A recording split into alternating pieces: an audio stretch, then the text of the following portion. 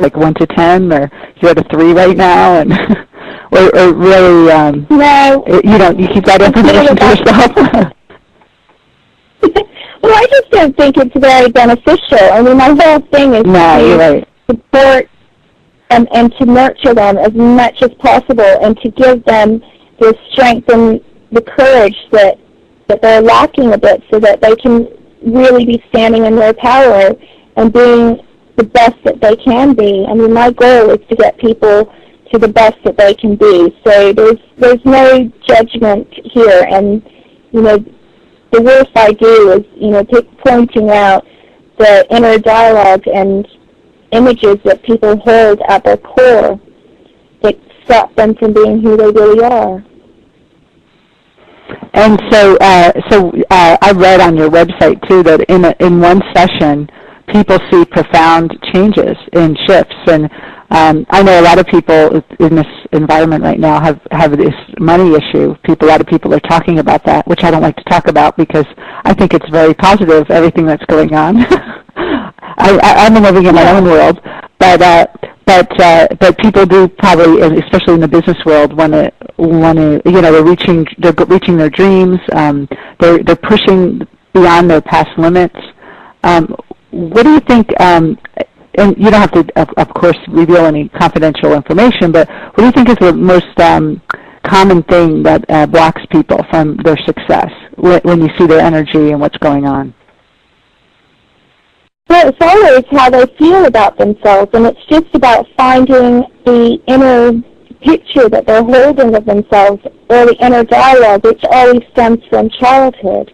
And whenever I work with someone on that, it's such a huge release. I've never had anyone say anything apart from having that specific session, and sometimes it takes a couple of sessions, or, not so long ago, I had a referral from a client, and I didn't know her from Adam, and I started working with her, and we just couldn't stop because we got into the nitty-gritty. I spent 2 hours with her. It might have been 2 hours and 15 minutes, but she was done after that, and she emailed me back, a few days later, because it took her a few days to get herself together and stuff, and she said that she literally felt as though she'd had 5 years of therapy, and she just couldn't believe it. And it wasn't that astounding to me, because once we get to that place and remove that block, it is like having 5 years of therapy.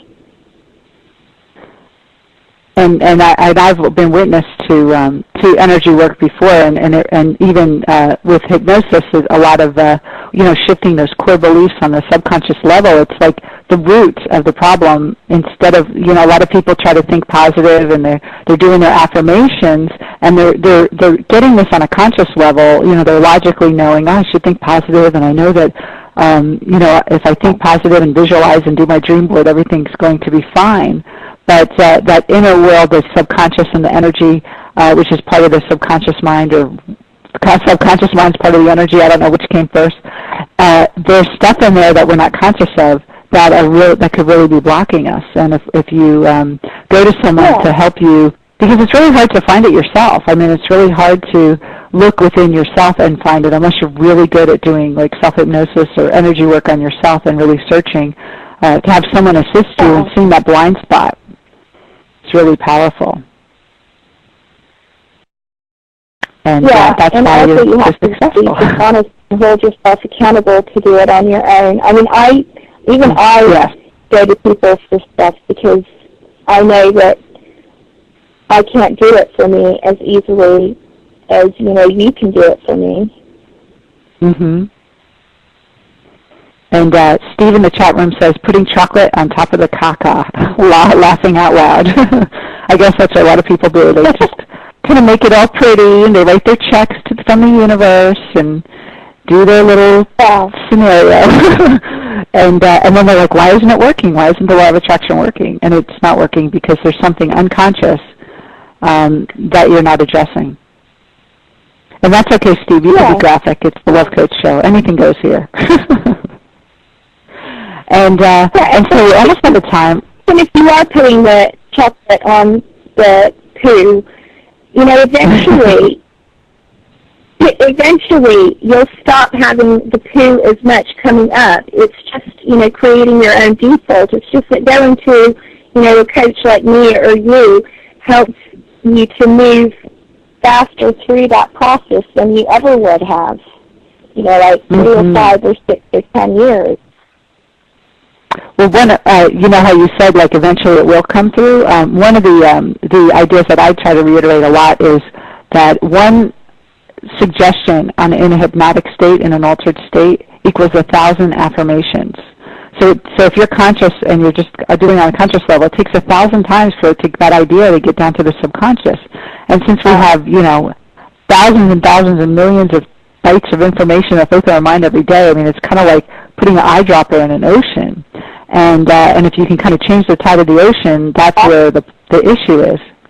And another way I describe it is if you want to paint, say you have a brown wall and it's this really ugly color and you want to paint it nice and bright and have a bright life, and you take white paint, you have to do a couple coats, maybe 5, 10 coats before you don't see the brown anymore.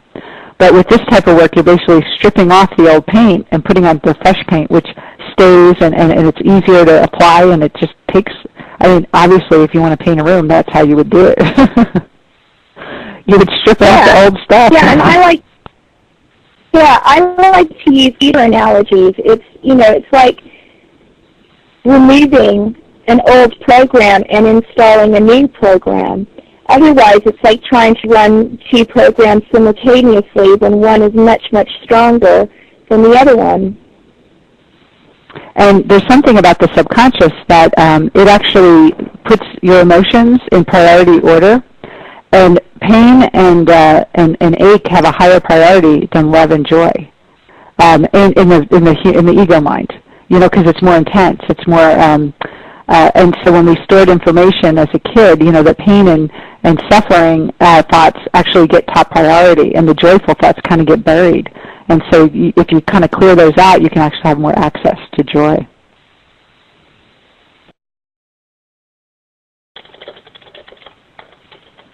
Yep. And so we're getting to the end of the show.